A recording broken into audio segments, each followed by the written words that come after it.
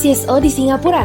Secara umum, organisasi masyarakat sipil adalah organisasi non-pemerintah, nirlaba dan sukarela yang bertujuan untuk mengekspresikan kepentingan dan nilai-nilai anggotanya atau orang lain.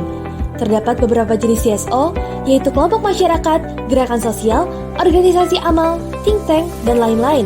Fungsi dari CSO sendiri terbagi menjadi 8, yaitu sebagai mediator, kekuatan penyeimbang, kendaraan partisipasi masyarakat, promotor kohesi sosial dan kesetaraan sosial, kontribusi bagi rasa kebersamaan, promotor pembelajaran dan sosialisasi, stimulator pluralitas, dan pencipta kapasitas sosial. Salah satu CSO di Singapura adalah HOM atau Humanitarian Organization for Migration Economics yang didedikasikan untuk memberdayakan dan mendukung pekerja migran yang mengalami pelecehan serta eksploitasi. HOM termasuk dalam jenis organisasi amal dengan status lembaga karakter publik. Visi dari HOM adalah menciptakan masyarakat inklusif yang menjunjung tinggi keadilan, kebenaran, dan kesetaraan. Sedangkan misinya adalah mengembangkan penelitian dan pendidikan sosial ekonomi migrasi di Singapura dan negara asal, menyediakan layanan integrasi sosial bagi para emigran dan imigran, serta memberikan bantuan kemanusiaan untuk dampak migrasi krisis. Fungsi dari HOM sendiri terbagi menjadi 3 pilar utama, yaitu advokasi yang meliputi pendidikan publik, kampanye, dan penelitian serta dokumentasi pengalaman para pekerja migran. Kemudian terdapat empowerment yang meliputi pelaksanaan lokakarya dan HOM Academy untuk menambah keterampilan para pekerja migran. Contoh nyatanya dapat dilihat pada pelatihan bahasa Inggris dan komputer, membuat kue, memasak, dan kelas pengasuh pekerja rumah tangga dalam HOM Academy. Dan yang terakhir terdapat welfare yang meliputi bantuan hukum dan helpline, rekreasi, dan penyediaan tempat tinggal serta perawatan medis bagi pekerja migran. Bantuan hukum yang dilakukan oleh HOM dapat dilihat pada kasus Raffi, di mana HOM membantu pengajuan permohonan kepada Kementerian Tenaga Kerja Singapura untuk mendorong pemilik usaha membayar uang tunjangan kesehatan dan kecelakaan kerja kepada Raffi. Kemudian, pada kasus Yati di mana HOM membantunya bernegosiasi secara hukum dengan pemilik usaha untuk membayar gaji yang tertunda. HOM juga berkontribusi dalam pembangunan internasional. Hal ini dapat dilihat dari keanggotaan HOM pada Migran Forum Asia yang berkomitmen pada pembangunan sosial, politik, budaya, dan ekonomi yang menanggapi pemajuan dan perlindungan hak-hak pekerja migran dan anggota keluarganya di lingkup internasional melalui kampanye dan program kerja.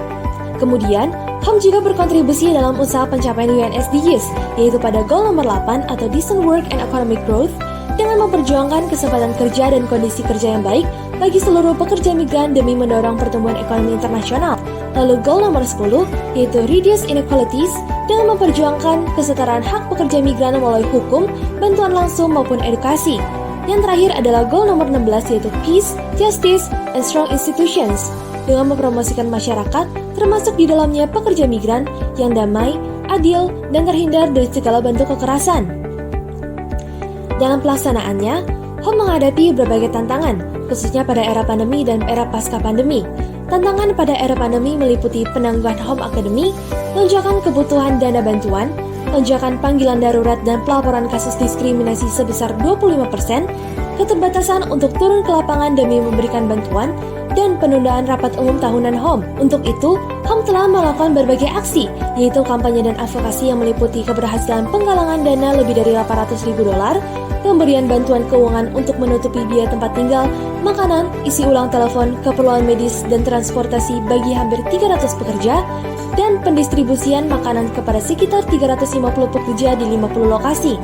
Serta, HOM juga melakukan upaya advokasi dalam bidang akses informasi yang cepat dan kredibel, khususnya bagi para pekerja yang memakai bahasa ibu, penegakan ketat hari istirahat wajib bagi pekerja rumah tangga migran, dan akses perawatan medis tepat waktu, dan hukuman untuk pelanggaran tindakan oleh pemilik usaha. Terlepas dari itu, diperkirakan HOM masih akan menghadapi banyak tantangan pada era pasca COVID-19, yaitu diperlukannya perluasan jangkauan layanan yang terhambat saat pandemi, diperlukannya penyesuaian, penyusunan, dan pengaktifan kembali program yang sempat ditangguhkan seperti HOM Academy.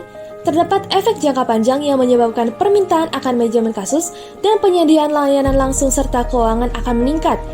Jumlah panggilan darurat dan pelaporan kasus yang diperkirakan akan bertambah, melihat belum ditegakkannya hak yang setara bagi pekerja migran, dan yang terakhir adalah upaya advokasi lebih lanjut mengenai kesetaraan hak bagi pekerja migran khususnya di bidang pelecehan verbal oleh pemilik usaha, penetapan upah pokok, dan pemungutan biaya berlebih oleh agen, serta praktik penipuan dalam proses perekrutan kerja.